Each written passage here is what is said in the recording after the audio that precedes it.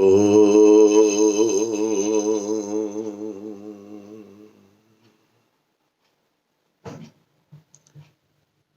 का हमारा विषय होगा मन हमारे सुख दुख का कारण है।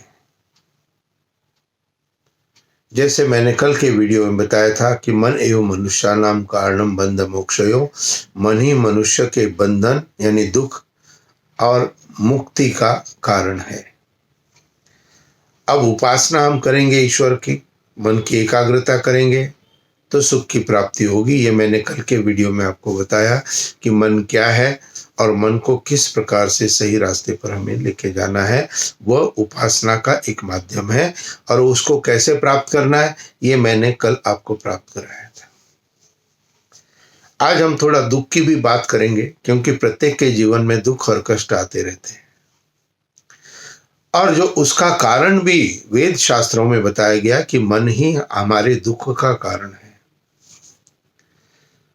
इसलिए मन किस प्रकार से हमारे दुख का कारण है, तो इसके ऊपर चिंतन हम प्रारंभ करेंगे। किसी भी परिस्थिति के अंदर जब भी हम होते हैं,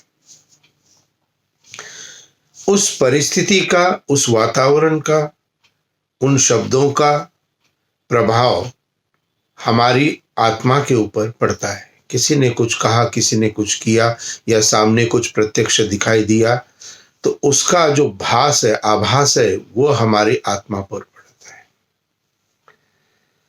अब यहां पर व्यक्ति दुख को कब प्राप्त करता है, क्योंकि वातावरण के अंदर सारी परिस्थितियां सबके लिए हमेशा उपलब्ध रहती है, सही और गलत दोनों प्रकार की। मन को जब हम अपने चिंतन में उस परिस्थिति के उत्पन्न होने के बाद भी हम अपने आप को नियंत्रण में उसको करना प्रारंभ करेंगे। मान लीजिए कोई भी चीज है, जिसको कि डायबिटीज है मान लीजिए, और उनको मीठा खाना पसंद है। अब जैसे ही मिठाई आती है तो मन करता है खाने के लिए। और ये मैंने प्रत्यक्ष भी घटना में अनुभव किया था कि एक जगह पर माता जी को पास में मेरी बैठी थी परिवार की, उनको डायबिटीज थी। तो मैंने उनसे कहा कि माता जी आप ध्यान रखिए। कहते ध्यान बहुत रखती हूँ। अब यज्ञ मैंने कराया था, उसके बाद में प्रसाद की प्लेट आई, एक एक समोसा, एक एक रसगुल्ला। माता जी के सामने भी प्लेट आई और माता जी ने क्या किया, इधर उधर देखा, घर का तो कोई व्यक्ति यहाँ नहीं है, सीधा रसगुल्ला उठाया और मुंह के अंदर। तो ये जो हमें नहीं खाना था डायबिटीज के कारण उसको, तो हम किस प्रकार से उसको हमने खा लिया, तो ये व्यवस्था हमारी बिगड़ी हमारे मन के कारण। आत्मा ने उसका आभास किया कि रसगुल्ला समोसा मेरे पास आया। अब आत्मा ने मन को आगे चला। अब मन की क्या है, मन की वासनाएं बड़ी प्रबल है, इस बात को ध्यान में रखिए। ईश्वर में ध्यान लगाने का प्रयत्न करते करते करते करते करते कितना समय आपको लग जाएगा, बहुत कठिन है। लेकिन विषय वासना में, गलत प्रवृत्ति में मन के साथ इंद्रियां तुरंत तत्पर हो जाती है। क्यों? क्योंकि मन की वासना प्रबल है। क्यों प्रबल है? क्योंकि हमने ऐसा एक माहौल उसका शुरू से, प्रारंभ से, अपने जीवन के प्रारंभ से, बचपन से ही हमने बनाना प्रारंभ किया। तो उसकी जैसी जैसी वासनाएं, इच्छाएं बनती चली गई, उसी का प्रभाव हमारे जीवन पर आता है। और 40-50 वर्ष के बाद में अब हम कहते हैं कि हमारा मन हमारे नियंत्रण में नहीं है।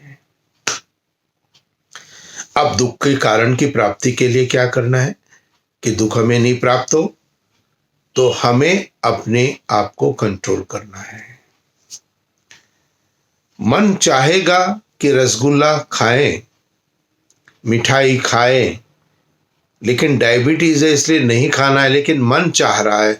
तो मन के पास साधन क्या है? मन अपनी इच्छा को कैसे प्राप्त करेगा? मन अपने हाथ को आदेश देगा, क्योंकि सारी इंद्रियां जो हमारी हैं ये मन के अधीन है। इंद्रियां मन की प्रेरणा से कार्य करती हैं। तो मन ने क्या किया, हाथ को कहा कि रसगुल्ला उठा लो और मुंह में डालो। अब मैंने क्या किया, मैंने मन को नियंत्रण में करने के लिए अपने हाथ की मुट्ठी बांध ली कि मैंने रसगुल्ले को उठाना नहीं है, रखा हुआ है, कोई बात नहीं है, मैं उठाऊंगा ही नहीं। और जब उठाऊंगा नहीं, मुट्ठी बांध ली, तो कैसे मैं खा सकता हूं, नहीं खा सकता हूं।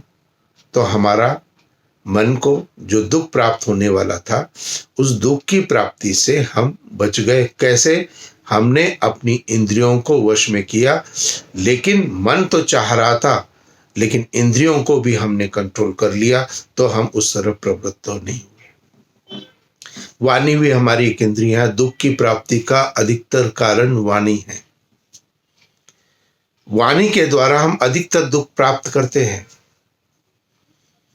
किसी के भी बारे में हम जब अत्यधिक क्रोध का प्रयोग करते हैं, तो वो क्रोध हमारे लिए निश्चित रूप से हानिकारक होता है। अभद्र भाषा का प्रयोग, असत्य का प्रयोग, ये सब के सब हमारे वाणी के दिए गए दोष हैं। तो इसलिए हम अपने इंद्रियों को नियंत्रित करना प्रारंभ करें। और इंद्रियों के नियंत्रण के लिए आवश्यक है मन का नियंत्रण, और मन के नियंत्रण के लिए आवश्यक है ईश्वर की उपासना। अब आपको इंद्रियों को नियंत्रित करना है, तो आपको मन को स्थिर करना पड़ेगा, और मन को स्थिर करने के लिए आपको ईश्वर की उपासना करेगी। यदि हम ऐसे चले कि हम पूर्णतः ध्यान मन लगा के ईश्वर के सानिध्य में, उपासना में हमेशा है, तो ईश्वर की उपासना के से क्या होगा? मन हमारा शक्तिशाली बनेगा, आत्मा के विचार हमारे शक्तिशाली बनेंगे, आत्मा हमेशा हमें सही रास्ते पर चलाने का प्रयत्न करेगी। क्यों? क्योंकि जिसके सानिध्य में हम होते हैं, जिसकी समीपता में हम होते हैं, उसकी समीपता के गुण कर्म स्वभाव हम प्राप्त करना प्रारंभ करते हैं। एक अच्छे व्यक्ति के साथ आप बैठे, वो आपको कोई अच्छी बातें बताएगा, और एक यदि बुरे व्यक्ति के साथ आप बैठे हो, तो कोई पेय पदार्थ या सिगरेट आदि वो आपको ऑफर करेगा कि ये आप भी पीजिए, भले ही आप नहीं पीते हो तो भी। तो इसलिए हमारी समीपता किसके साथ है? अच्छे के साथ है या बुरे के साथ है?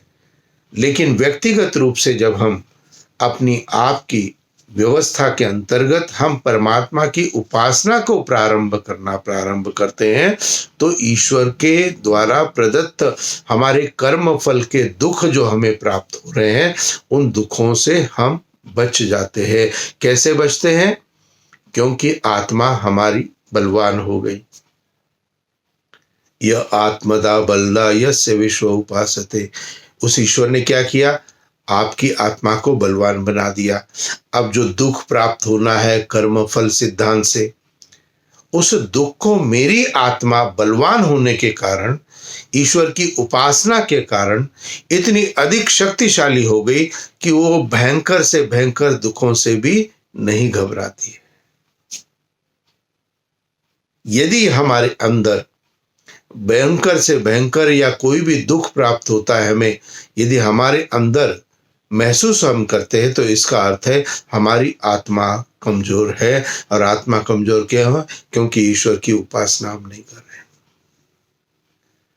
तो अपनी आत्मा को सशक्त बनाइए, आत्मा के अंदर इतनी अधिक शक्ति को प्राप्त कीजिए कि जो दुख आपके मन के कारण आपको प्राप्त होने जा रहे हैं, उनसे आप बच सके।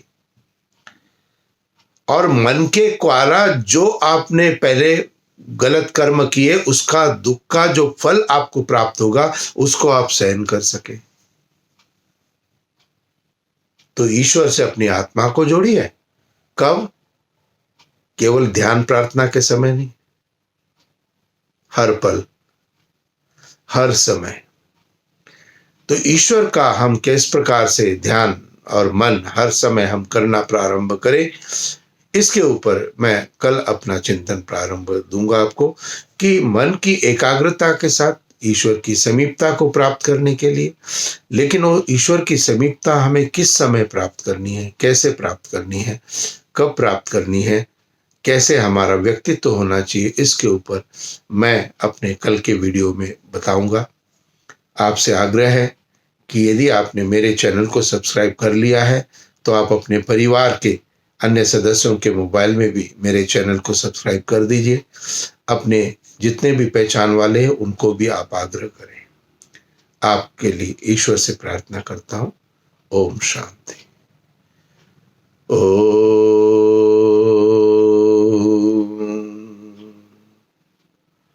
शांति शांति शांति। नमस्ते जी।